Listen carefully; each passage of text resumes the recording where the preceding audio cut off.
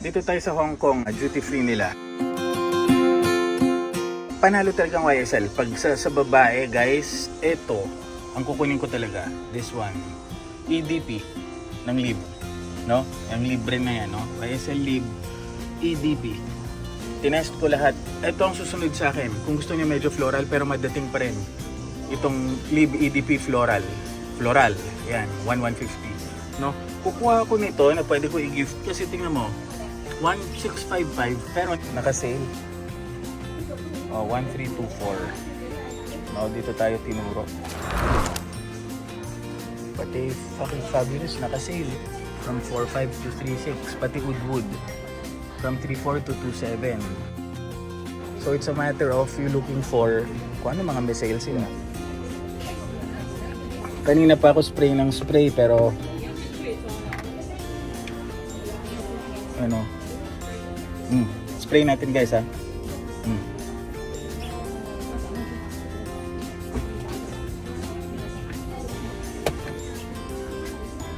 Ewan ko kung bakit sila nag-sale pero siya pinakabadating pa rin. Ito yung EDP pag sa Lib. Tingnan. Tinama mukha ko kasi hawak ko yung cell para pakita sa inyo. Dito sa Cartier guys, ito pa rin eh. EDT, no? EDT pa din. EDT siya. Sa Pasha, hindi niya magugustuhan pero EDT rin. Hihilo kayo dahil medyo baka ito ni Arabo for you guys. Arabo na smell.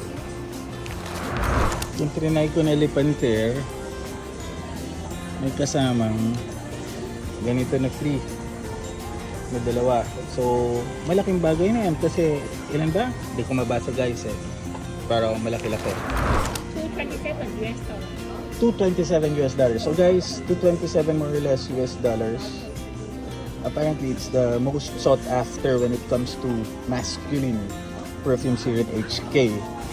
No, so, okay guys, dito tayo sa Hong Kong. Hong Kong duty free. No, I have a couple of hours to spare bago ako lumipad. No, walang tulog kayo, may eyebags ha. Nag-aamoy-amoy ako. Ito guys yung sa kabilang dulo, no? Beauty and Beauty. Itong boss. Tingnan, check nga natin itong Bold Intense nila. Best seller daw eh.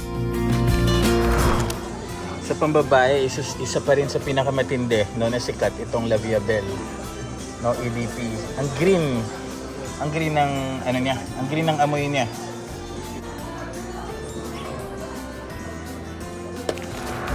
Problema sa La Vie Belle, parang kulang eh.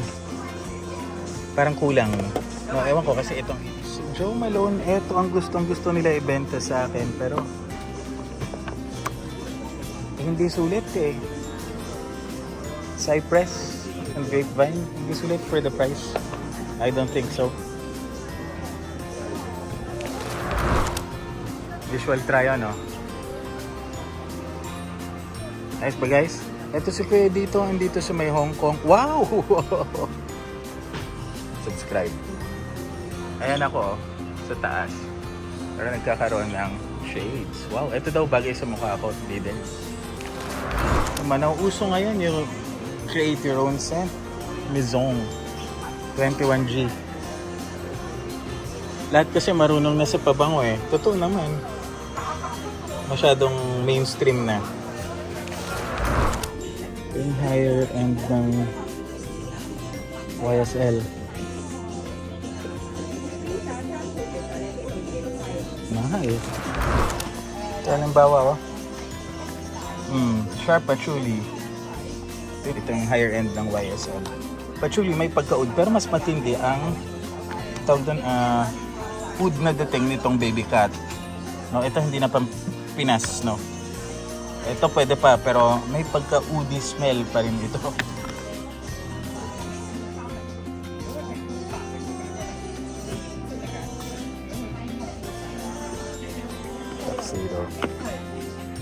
Guys, halimbawa to sa Lib. Ito pa rin eh. EDP pa rin. Ang dami mga bago na pumasok. Ito pa rin talaga.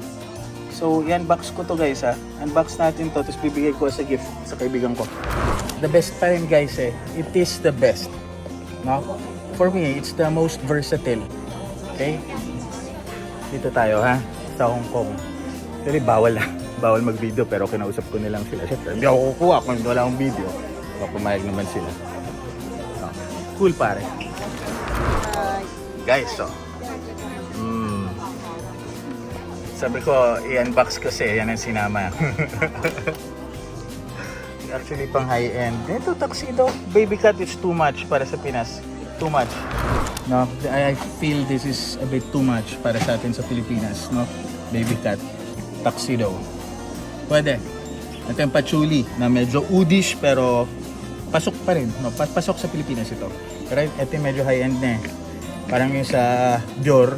Yung sa may mga Oud Ispahan, Ambra Nui, no? $500, 80 ml lang. May Penhaligons din guys, oh. Puro mga bago. Hindi ko alam, isipin natin kung ano kukunin ko dito sa, ano pang ano, Diptyque. Baka kumuha tayo ha. Ewan ko kung Santal 33 kukunin natin sa Diptyque guys ha. Sana. Ito lalabo nila, oh. Lalabo. Meron dito, exclusive. Dito lang, ang grabe ang amoy guys. Pero ayoko kayo asarin eh. Isa't kalahating taon na to eh. Lagi ko to nakikita pag napapadaan akong Hong Kong. No? This is almost a couple of years already. Pero dito lang sa Hong Kong. Grabe pagka-green niya. Fresh na green na. Ewan ko ba? Hindi, ayoko lang. Ayan, Hong Kong. Exclusive lang dito sa Hong Kong. Ba't hindi ilabas? Green siya pero guys, panalo. Panalo. Green na fresh.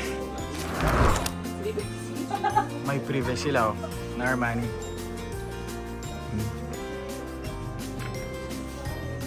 Bawal mag-video pero syempre kinausap natin. So, grabe talaga pag rose guys. Yan, Noir de Noir. May isip ninyo. Spray tayo ha. Stig. Oh guys, so they don't normally give this pero mabait ito si Sal. Wow. Thank you so much. Powder?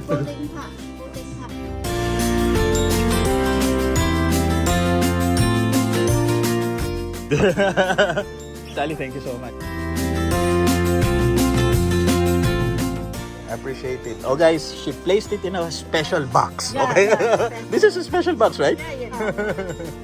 Thank you, Sally. Thank you. I'll try to smell it for you guys, ha? Ito, it has already been sprayed. So, tingnan natin. Siyempre, Tiger still number 1. Sahare. Nilasing na Noir de Noir, no? Nilasing actually na Tiger, no? Tapos, guwapo. Guys, gustong-gusto niyo itong Another 13, no? Pero pag spray ko, no? Tingnan niyo, spray ko. Ano tawag doon? Amoy alcohol lang, no? I don't see anything, no? Baka meron kayong napipick up na notes na hindi ko napipick up eh. No? Ito na lang ang kunin nyo. Versace na ganito, 'di ba? Mas matining yung pagka-cleaner, no? Cleaner eh talaga, eh, no?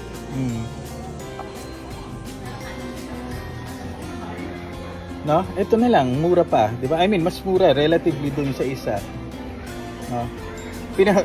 In-amp up pa, mas oily lang 'yun. Syempre, mas mahal siguro talagang ginamit na sangkap doon. Versace pa rin 'to, 'di ba?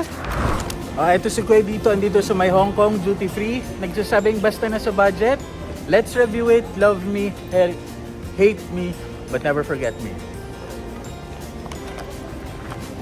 Subscribe guys. Nandito na yung isa nating napimili. Isa lang, no? Subscribe guys. Kita-kits tayo.